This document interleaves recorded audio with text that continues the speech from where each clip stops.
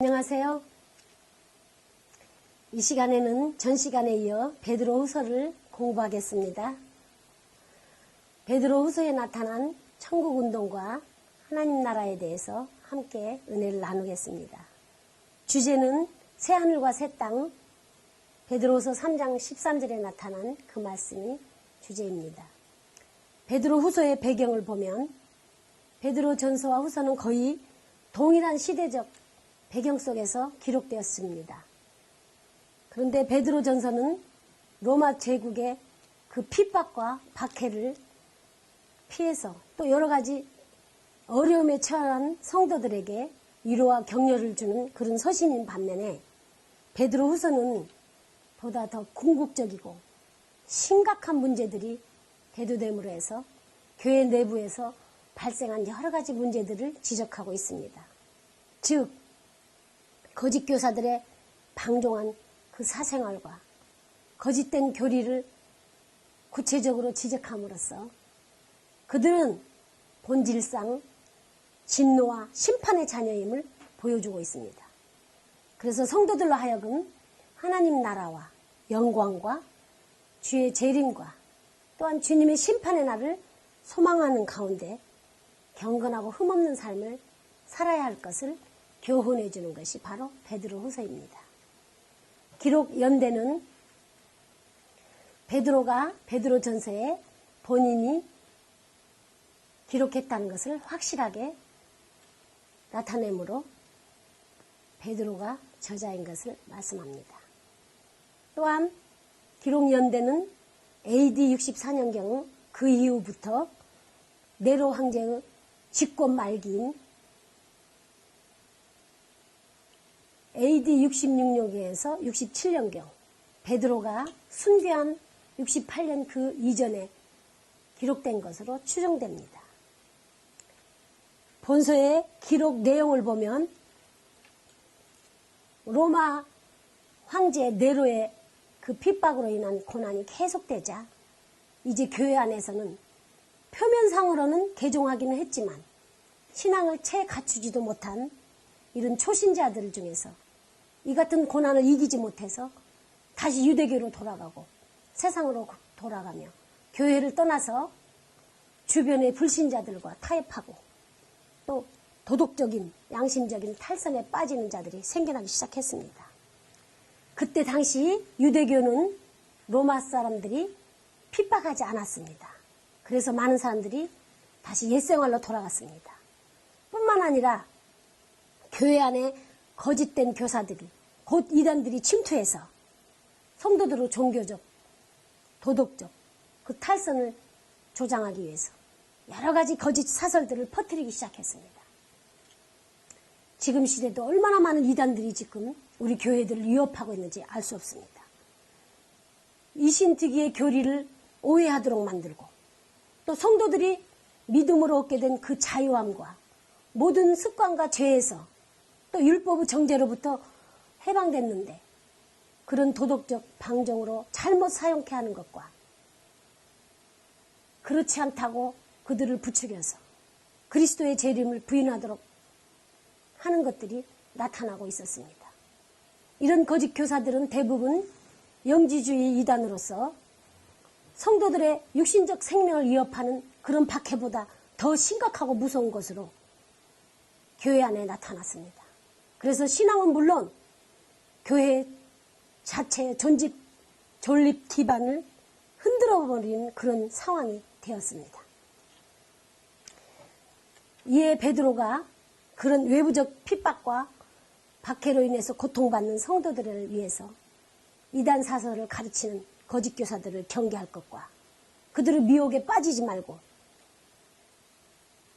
그리고 그리스도 재림에 대한 확신을 가지라고 경건 생활을 더욱 발전할 수 있도록 하기 위해서 베드로후서를 기록한 것입니다.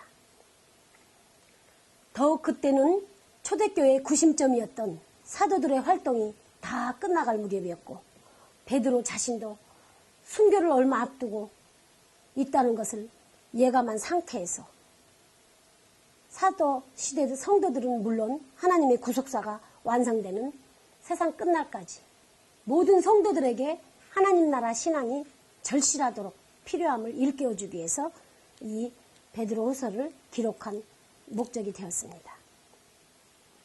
베드로후서 특징을 말하겠습니다. 첫 번째, 거짓 교사들을 경계하라고 했고 이단 사상에 빠지지 말 것을 권면했습니다. 그리고 또한 거짓 교사들에 대한 무서운 심판이 있다는 것을 구약 성경에 나타난 하나님의 심판의 그 전례를 들어서 그들에게는 반드시 심판이 임할 것을 나타내고 있습니다. 두 번째는 진리를 분별할 수 있는 그리스도 안에서 지식이 자라가라고 강조하고 있습니다. 이 말씀 속에서 안다, 지식이다 이런 말씀이 16번이 나옵니다. 근데 그 중에 6번은 그리스도에 대한 지식을 나타냈습니다. 베드로후서가 말하는 이 지식이란 것은 이단의 그릇된 지식과 대조되는 개념으로서 성령으로 말미암는 참 지식을 말하고 있습니다.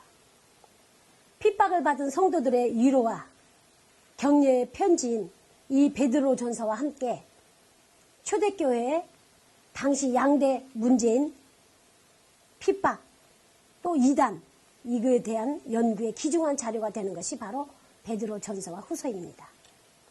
다음에 하나님 나라 운동에서 본 베드로 후서를 살펴보겠습니다.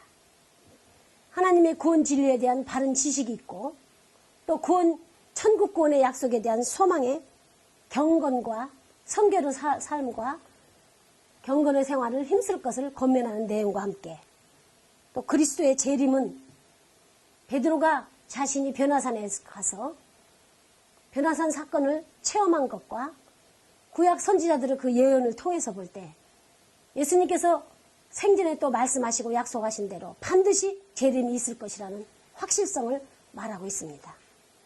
또 하나님 나라와 그 영광에 대한 이 사도 베드로의 이 변증을 기록한 것이 바로 베드로 후서입니다. 그리고 그리스도의 재림을 부인하는 이단에 대한 베드로의 비판과 또 그리스도의 재림은 왜 지체되고 있느냐고 생각하는 그 성도들에 대한 답변을 말하고 있습니다. 천지 만물이 창조된 오늘날까지 변함없이 그대로 있다는 사실을 근거로 그리스도인의 재림을 부인하는 주장에 대해서 하나님은 천지 만물의 창조자라는 사실과 또 과거 노아 홍수 심판의 그 전례를 들어가서 비판했던 사실을 여기에 말씀하고 있습니다. 그리고 예수님께서 지금 당장 재림하지 않으시는 것은 오는 모든 세대 택한 백성들이 다 믿고 다 회개해서 구원을 얻게 하고자 하는 그런 하나님의 사랑을 나타냈으며 예수 그리스도의 재림의 지체 이유를 설명한 것은 재림의 날, 세상 끝날에 있을 이 지구와 우주의 전체 변화에 대해서 말씀하고 그래서 우리는 재림을 소망하라고 그렇게 권면하고 있습니다. 그런데 현 세상에 공중 권세 잡은 이 사단이 자기 권세하에 사로잡혀 있는 많은 사람들과 불신자들 또 하나님의 구원 진리를 믿는 성도들까지조차 이 세상 속에서 영원히 안주하려고 하는 그런 방법을 쓰며 또 종말을 부인하고 하나님 나라와 그 영광 그리고 예수님의 재림을 부인하게 한다는 사실을 말했습니다. 그러나 분명한 것은 인류의 역사는 하나님의 창조에 의해서 시작됐고 진행되고 또 하나님께서 인류 역사에서 이루시고자 했던 그 모든 하나님의 구원 계획을 완전히 성취하신 후에는 그 끝날도 반드시 올 것이라는 것입니다.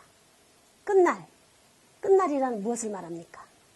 즉 태초에 계획하신 하나님의 구원 계획과 하나님 나라와 그 영광이 최종적으로 성취되는 그날에 예수 그리스도께서 이 땅에 공생의 기간 동안에 직접 말씀하셨고 약속하셨고 예언하여 주신 대로 친히 예수님이 재림하셔서 그 사탄과 세상의 죄악에 대해서 심판하신다는 사실을 말씀한 것입니다.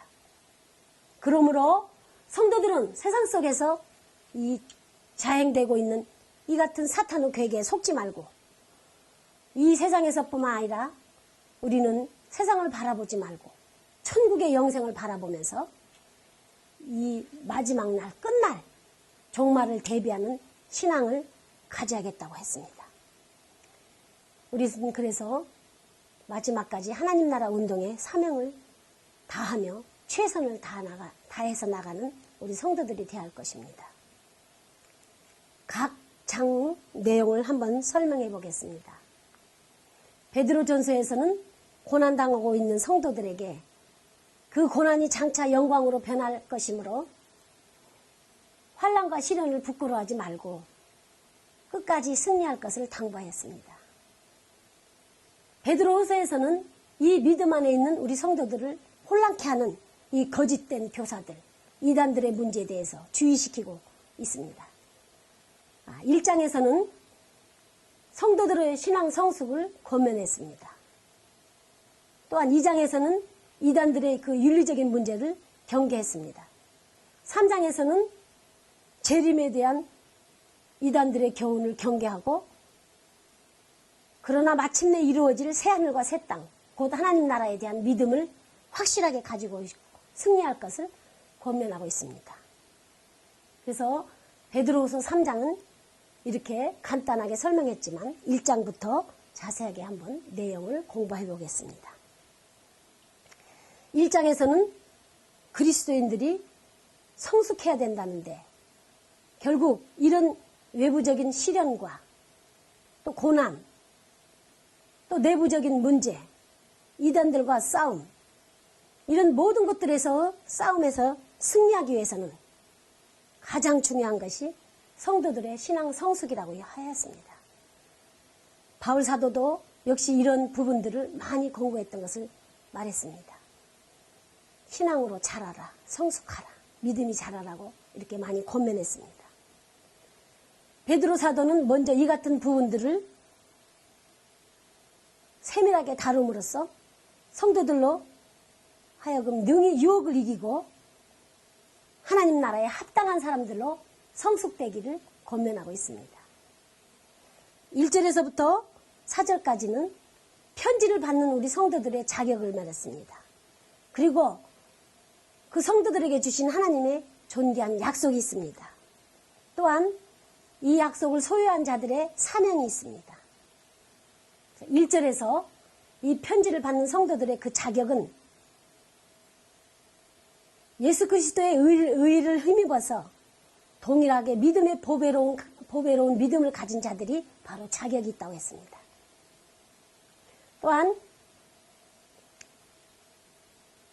2절에서 3절까지는 하나님께서 그리스도 안에서 성도들에게 주신 약속이 있습니다. 근데 그 약속은 보배롭고 지극히 큰 약속들인데 그것은 예수 그리스도 안에서만 신기한 능력으로 예수님의 생명과 그 경건에 속한 모든 것들이라고 설명했습니다. 3절, 4절을 한번 읽어보겠습니다. 그의 신기한 능력으로 생명과 경건에 속한 모든 것을 우리에게 주셨으니 이는 자기의 영광과 덕으로서 우리를 부르신 자를 알므로 말미암음이라 했습니다. 이로써 그 보배롭고 지극히 큰 약속을 우리에게 주사 이 약속으로 말미암아 너희로 정욕을 인하여 세상에서 썩으실 것을 피하여 신의 성품에 참여하는 자가 되게 하려 하셨다고 했어요. 이것이 우리에게 주신 큰 약속과 경건의 능력이라고 했습니다. 그래서 이러한 약속을 받은 성도들은 사명이 있는데 이 세상의 정욕을 피하고 또 세상에 썩어질 것을 다 버리고 신의 성품에 참여하는 자가 되게 하려는 것이 성도들의 사명입니다. 5절에서 11절까지는 그럼 그 신의 성품에 참여하는 자들이 해야 할 삶의 결과가 어떤 것인지 하나하나 살펴보겠습니다. 믿음의 덕을 세울 것을 말했습니다. 또한 덕의 지식의 절제의 인내를, 인내의 경건의 형제 우애를, 마지막 형제 우애의 사랑을 공급하라고 말씀했습니다. 여기 아주 중요한 요소들을 하나하나 설명하고 있습니다. 가장 중요한 것은 바로 믿음을 말합니다. 이 믿음은 모든 것의 기본이 되기 때문입니다. 이 믿음이 빛을 발하기 위해서는 여기에 첨부해야 할 여러 가지 요소들이 있습니다. 예를 들자면 우리가 불고기를 먹으려면 불고기에 있어서 가장 중요한 요소는 고기입니다. 그러나 고기만 가지고는 우리가 불고기를 만들 수 없지 않습니까? 여기에서 다양한 재료들을 합쳐야 이것을 우리가 먹을 수 있는 것 같습니다. 그래서 이처럼 신앙에 있어서 가장 중요한 요소를 나타나는데 그것은 바로 믿음이라고 했습니다. 그 믿음이 제대로 가치를 나타내기 위해서는 이런 다양한 요소들을 같이 첨부해야 됩니다. 믿음에서 가장 먼저 나타나는 것은 덕입니다. 우리가 믿음은 있다고 하지만 덕을 갖추지 못하면, 덕을 세우지 못하면 그런 신앙은 자칫 남의 생명을 실족해 하거나 상처를 주거나 공동체, 교회 안에서 혼란을 가져올 수 있습니다. 그래서 바울은 역시 이 덕에 대해서 말하고 있습니다. 고린도전서 14장 4절과 12절에도 바울이 말한 덕들이 나옵니다. 다음에는 올바른 지식, 곧 말씀입니다. 믿음과 덕을 갖췄어도 바른 지식, 바른 말씀이 없다면 신앙과 봉사는 반드시 말씀을 근거로 해서 해야 되는데 말씀의 지식을 따라서 행할 수 있어야 되는데 그렇게 하지 않으면 곁길로 가기 때문입니다. 그 다음에 절제입니다. 이 절제 없는 믿음이나 지식은 자칫 잘못하면 자기 자신만 바라보고 자기 자신만 생각하기 때문에 남을 정죄하기에 빠지고 남을 정죄하기 쉽습니다. 그래서 자신의 열심이 남을 실족시키게 되고 또 그래서 자기만 잘하는 것처럼 그런 문제가 생길 수 있습니다. 그러므로 열심을 가지고 어떤 일이든지 해야 되지만 여기에서 꼭 필요한 것은 절제가 있어야 됩니다. 그 다음은 인내입니다. 모든 일에는 힘들고 어려운 일이 따르기 마련입니다. 이때에 인내가 없다면 쉽게 포기해버리고 맙니다. 그래서 성경에서 우리에게 항상 인내할 것을 가르치고 있습니다. 성령의 9가지 열매에서도 인내가 나옵니다. 자, 다음에는 경건인데 이는 거룩한 삶을 의미하기도 하지만 더 중요한 것은 스스로 신앙의 발전을 위해서 이 경건의 시간이 꼭 필요한 것입니다. 만약 어떤 사람이 봉사는 열심히 하지만 자신의 영적 발전을 위해서 경건의 시간을 갖지 않는다면 얼마 가지 않아서 자기가 하던 일, 가던 길을 포기하고 말 것입니다. 경건의 모양은 있지만 경건의 능력이 없는 자가 됩니다. 그래서 예수님께서도 항상 사역만 하신 것이 아니라 수시로 경건의 시간들을 가졌던 것을 마가복음 1장 35절 또 누가복음 5장 15절 그곳에서 찾아볼 수 있습니다. 마지막으로 형제에 대한 우애와 사랑이 나타납니다. 참된 신앙이란 그 결론이 형제에 대한 친절과 긍휼 그리고 사랑으로 나타나야 됩니다. 이것을 통해서 내가 가진 하나님의 사랑을 나타낼 수 있고 열매를 맺을 수가 있기 때문입니다. 또한 형제 영혼의 구원 이것이 정말 중요합니다. 나의 신앙은 열매를 맺게 되고 있는지 아니면 형식적인지 이것을 잘 살펴봐야 됩니다. 성도들이 어느 한 가지만 가지고 한 가지만 치우쳐 있는 사람이 아니라는 것을 그야말로 우리는 이곳에 나타난 말씀에서 볼 수 있습니다. 우리는 온전한 하나님의 형상을 갖는 신앙인으로서 성장되고 말씀의 지식과 믿음에 부유한 자가 될 수 있도록 말씀했습니다. 그러면 이같이 사는 사람들의 결과가 있습니다. 이런 요소들이 풍성하고 다 갖춰질 때 주님을 섬기는데 귀한 열매를 맺게 됩니다. 이런 요소들이 없는 자들은 어떤 자들과 같다고 이곳에 나타납니다. 그들은 소경들과 같고 자신들이 죄사함 받은 이 놀라운 하나님의 약속을 가진 자들이란 사실을 잊어버린 자입니다. 그렇기 때문에 이런 것들을, 이런 모든 요소들을 행할 때 신앙이 견고해지고 실족하지 않는다고 10절에 말씀하고 있습니다. 이같이 하면 구주 예수 그리스도의 영원한 나라에 들어감을 넉넉히 얻게 됩니다. 12절에서 21절까지는 베드로가 편지를 쓰는 이유를 말했습니다. 또 그 다음에 주님의 강림에 대해서 이 편지를 쓰는 이유를 말했는데, 혹시 자신이 떠난 후에라도 이 원복음에 대해서 언제든지 일깨움을 줄 수 있기 때문에 이 글을 썼다고 했습니다. 두 번째, 재림에 대한 이단들에게 반박하면서 그것을 확신 있게 설명하고 있습니다. 예수님의 재림은 꾸며낸 이야기가 아니고 변화산에서 베드로 자신이 경험하고 체험했던 확실한 증거를 가지고 있음을 나타냈고, 더 중요한 것은 이것은 예수님의 변화산 사건이나 재림은 성경의 예언들이 이것을 증거하고 있다고 말했습니다. 우리 주님이 오시기까지 이것들을 항상 주의해야 할 것을 당부했습니다. 성경의 예언은 사람들이 만들어낸 꾸미는 이야기가 아니고 성령의 감동을 받은 자들이 하나님께 받아서 말한 것들이라고 디모데후서에도 나와 있습니다. 이제 제2장을 공부하겠습니다. 윤리와 도덕적으로 부패한 이 이단들에게 대한 경고와 이것에 대한 성도들의 주의사항에 대해서 말씀하고 있습니다. 1절에서 3절은 거짓 교사들의 출현과 특징을 설명합니다. 멸망할 이단들을 가만히 끌어들여서 자신들을 사신 우리 예수님을 부인하고 임박한 멸망을 스스로 취하는 자들이라는 것을 나타냈습니다. 또 여러 사람이 저희 호색하는 것을 쫓을 것이고 이로 인해서 진리의 도가 해방받을 것을 말했습니다.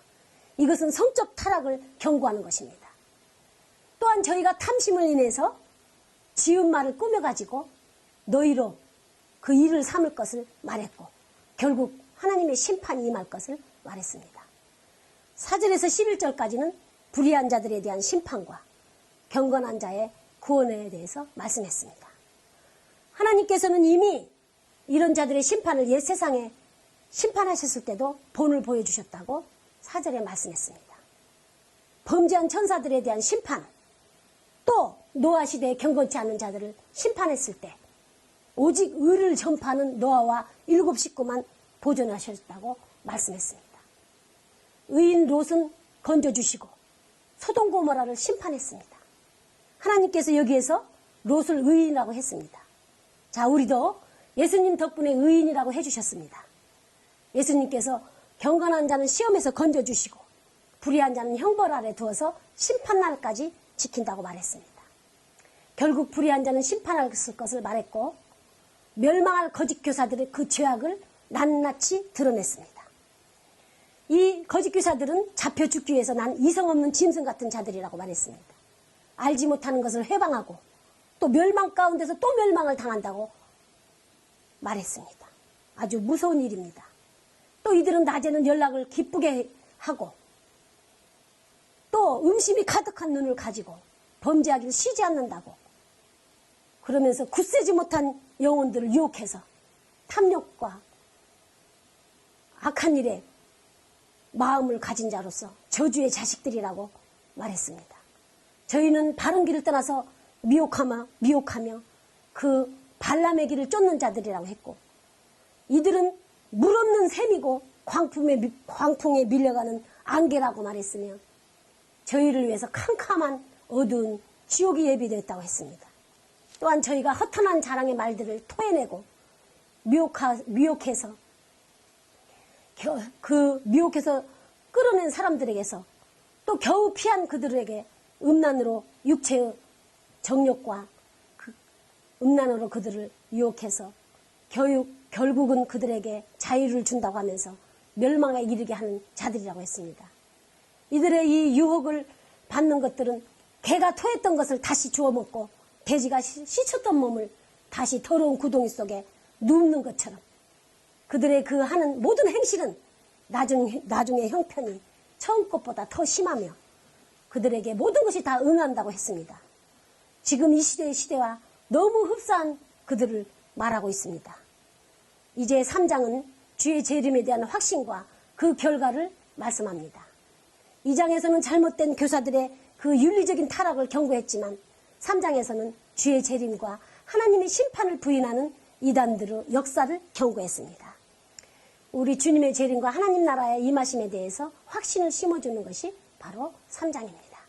1절에서 2절까지는 이 두 번째 편지 베드로 후서를 쓰는 이유는 성도들의 마음을 일깨워서 선지자와 사도들을 그 말씀을 기억하게 하려고 쓴 것입니다.